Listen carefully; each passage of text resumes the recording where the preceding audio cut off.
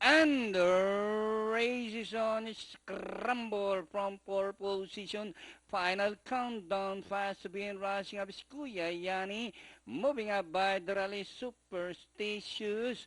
Final countdown followed by Superstitious. On the outside is Kuya Yani.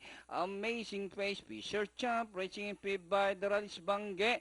Real Thunder, winning hand, fifth last, fourth last, number 4, I'm Your Boy, King of Natu, Star of Manel, second last, Paris Melody. Inside the last 700, final countdown, Superstitious, and on the outside, Kuya Yani, Amazing Face, Fisher Champ, Bidral on the outside is winning hand. Another 4 turn, Superstitious, by linking up Kuya Yani, and Bidral final countdown, winning hand, Fisher Champ, joining into the picture as they race a final corner. Superstitious by linking up, there's spilled, 2 horses took a spill. At Superstitious final countdown. Bangge rushing up on the outside. Superstitious Bangge on the outside. Fisher Champ. But still Superstitious Bangge is on the outside.